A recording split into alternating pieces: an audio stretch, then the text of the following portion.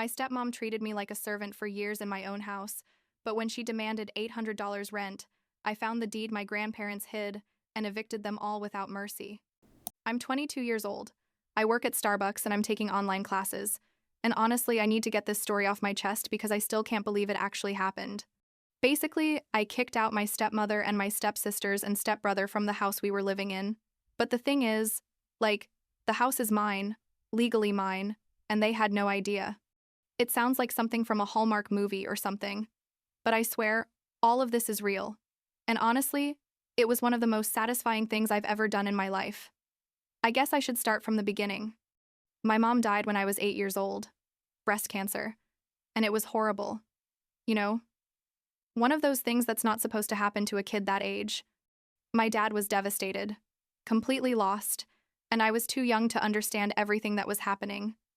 But then my maternal grandparents, my mom's parents, moved in with us. Well, actually no, what they did was better. They bought a new house. A huge 4-bedroom house in a really nice neighborhood near Boston. And we all moved in together. It was their way of making sure I was okay, that my dad had help, you know, the kind of thing grandparents do when they want to protect their granddaughter. I lived with them and my dad for years, and they were good years. Honestly, my grandparents helped me with homework, my grandma taught me how to cook, my grandpa took me to the park on weekends. But when I was like 10 years old, almost 11 I think, my dad met Donna at a business conference. This was like 2 years after my mom died, and at first I thought, well, I guess it's okay for dad to try to be happy again, right? What I didn't know was that everything was going to go downhill from that moment on. They got married super fast. Like within 6 months they were already married, and then Donna moved into the house with her 2 kids, Kyle and Vanessa. Kyle was like 17 at the time, and Vanessa was 13, 1 year older than me. And this is where everything started. Getting weird, because Donna basically arrived and decided the house was hers. She started reorganizing everything, changing the decorations my mom had put up, bringing in her ugly furniture, and little by little she turned me into, I don't know how to say it better, into the family's servant. At first it was small things. You know, Sophie, can you wash the dishes after dinner? Sophie, can you vacuum the living room? Things like that. But over time it got worse. By the time I was 14 or 15, I was the one doing all the housework. I cleaned the bathrooms, did everyone's laundry, cooked, did the grocery shopping with money my dad gave me, while Kyle spent all day playing video games in his room and Vanessa was obsessed with Instagram and TikTok. And Donna spent her time drinking coffee with her friends and spending my dad's money on stupid stuff. My grandparents saw all this and didn't like it at all, but they couldn't really do much because technically it was their house, but my dad was an adult and Donna was his wife. They had conversations with him. I know because I heard them several times. But my dad always said that Donna was trying to create a united family or some bullshit like that. The truth is, my dad became kind of blind with Donna. Like, he didn't want to see what was really happening. Or maybe he didn't care. I don't know. Then in 2019, something terrible happened. Both my grandparents died within a few months of each other. First my grandfather from a heart attack, and then my grandmother. I think from sadness, honestly. Like her heart broke or something. It was devastating. And on top of that, Donna didn't even pretend to care. I swear. She was at my grandmother's funeral checking her phone. But what I didn't know, what nobody knew except my grandparents and their lawyer, was that before they died, they had put the house deed in my name. Me, Sophie. Not my dad, not the family. Me specifically. I was 16 years old when this happened and I had no idea. The next few years were basically hell. I kept doing everything in the house while Kyle, who was like 23 by then, spent his time creating content for YouTube or Twitch or whatever, which is code for saying he wasn't doing anything productive with his life. Vanessa was in college but lived at home, and when I say she was unbearable, I mean she was unbearable. Everything was about her appearance and her followers and stupid drama. And I worked at Starbucks, took online classes because I couldn't go away to college like I wanted to, and literally did all the housework, cleaned everyone's rooms, washed their clothes, cooked their meals. But here comes the part that still makes my blood boil. Like 6 months ago, Donna came into my room one day and told me I had to start paying rent. Rent. $800 a month plus my share of utilities. Because according to her, I was an adult now and had to contribute. And mind you, she, Kyle, and Vanessa weren't paying a cent. They lived there for free, ate the food that I bought and cooked, and I still had to keep cleaning and doing everything. Can you believe it? I was so angry that I went to look through my grandparents' boxes that I had stored in the basement because I vaguely remembered that my grandmother had given me a folder with important papers before she died. But I had never really looked through it because I was too sad at the time. And that's when I found it. The house deed. With my name on it. Sophie Maria Rodriguez, 22 years old, legal owner of a 4-bedroom house in a neighborhood where houses cost at least $600,000. I literally sat there on the basement floor reading the paper over and over again, thinking, this can't be real. This can't be real.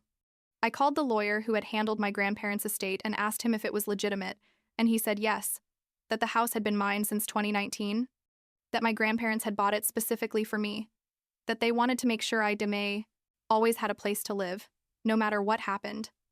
And in that moment, I realized that I had been cleaning my own house, like I was the maid, while Donna acted like she was the owner.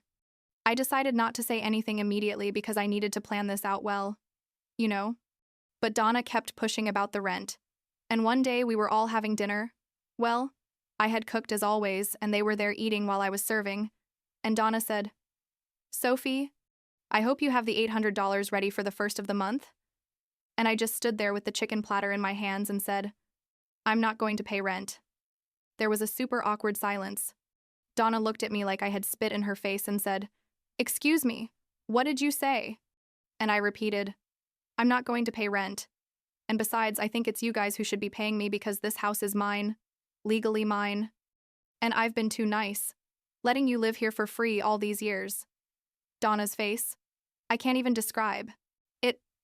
It was like watching her go through all the stages of shock in 2 seconds. My dad said, Sophie, what are you talking about? And I went to the basement and got the deed and put it on the table, right on top of Kyle's plate, who was too busy with his phone to pay attention to what was happening. I told them, my grandparents bought this house and put it in my name before they died. You can check the papers, you can call the lawyer, but the house is mine, and it always has been. Donna tried to grab the papers from me, but I pulled them away, and then she started with her typical drama, saying it was impossible, that surely the papers were fake, that I was an ungrateful child. Blah, blah, blah. Kyle finally looked up from his phone and said something like, Wait, what? And Vanessa was just there with her mouth open taking selfies or something ridiculous like that. My dad looked super confused and asked to see the papers.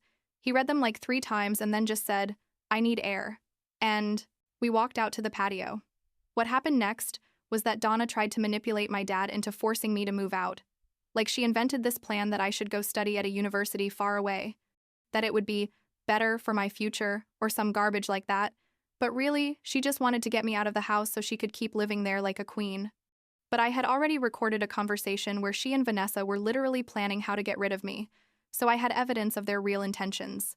A week after the dramatic dinner, I called everyone to the living room, and I told them, look, this is what's going to happen.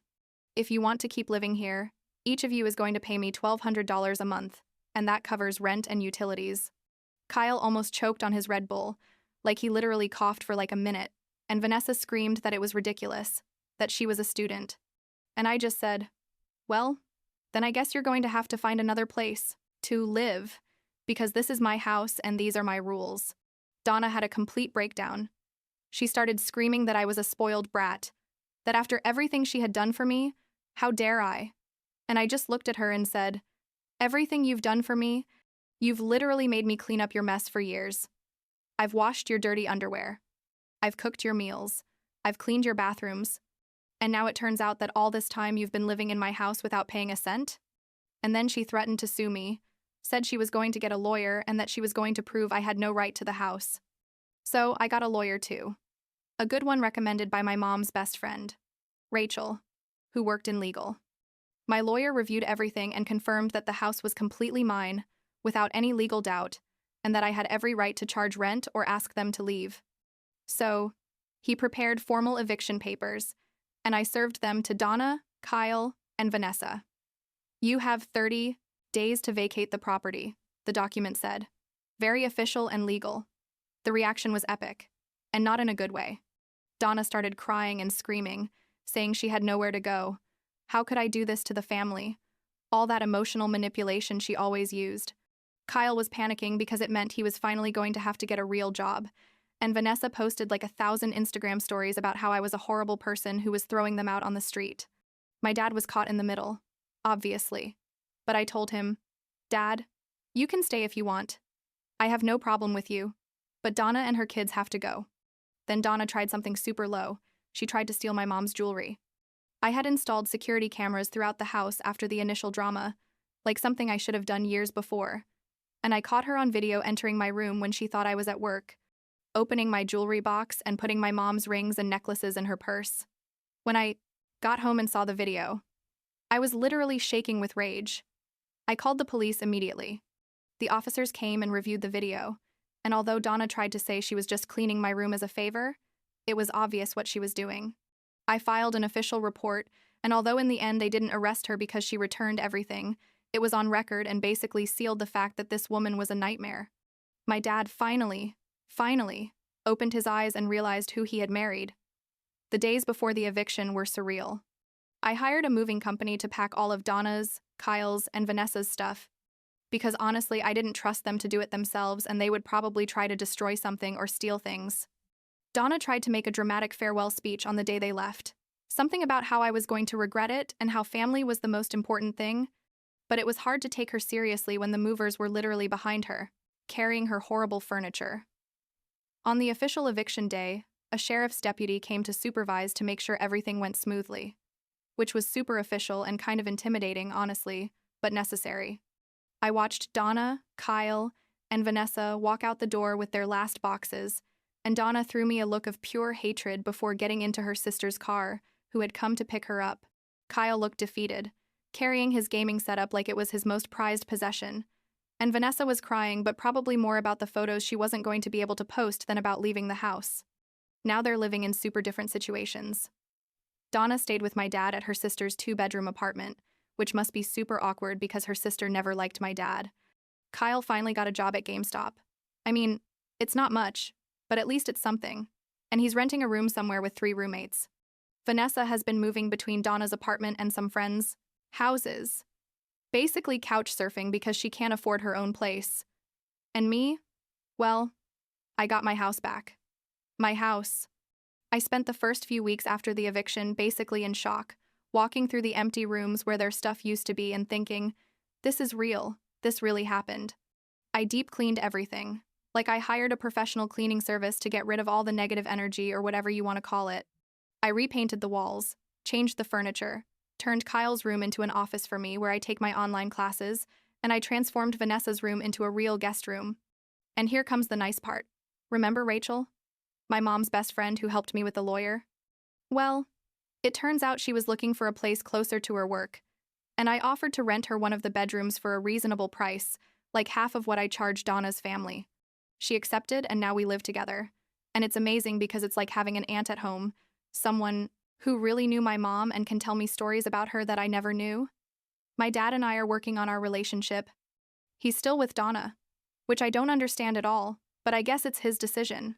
But at least now he comes to visit me alone, without her, and we've been talking more honestly than we have in years. I asked him once why he let things get so far, and he told me he was scared of being alone after Mom died, that Donna made him feel needed, and he didn't think about how it affected me. I don't justify what he did, but at least he's admitting he screwed up. The house now feels like it should feel, like a home. I can leave my stuff in the living room without anyone yelling at me. I can cook whatever I want without having to make food for 5 people. I can watch Netflix on the big TV in the living room without Kyle being there, dominating it with his streams. It's weird but beautiful. Like I finally feel like I have control of my own life. Sometimes, I think about everything that happened and it still seems surreal to me. Like, I lived for years being treated like a servant in my own house without knowing it. And when I finally discovered the truth, I was able to completely flip the situation. I don't know if my grandparents planned for things to turn out this way. They probably just wanted to protect me and make sure I always had a place to live, but it ended up being much more than that. They gave me power, literally, the power to take back my life. Donna tries to contact me sometimes, text messages trying to emotionally manipulate me, saying we should work things out as a family, but I have her blocked on almost everything. Vanessa sent me a message like a month ago apologizing, although I suspect it was more because she needed something than because she really meant it. And Kyle, well, Kyle probably doesn't even think much about all this. He's too busy with his job and his games. Last week, Rachel and I were cooking together. She was teaching me how to make my mom's favorite lemon cake, and she said something that stuck with me. She said, "Your mom would be so proud of you, Sophie, of how you stood up for what was yours, of how you didn't let them walk all over you." And honestly, it made me cry a little, because for so long I felt like I was useless, like I had no voice in my own life. And now I'm here, in my house, with someone who really appreciates me, doing things my way. I'm not going to lie. Sometimes I feel a little guilty, like I wonder if I was too harsh, or if I should have handled things differently.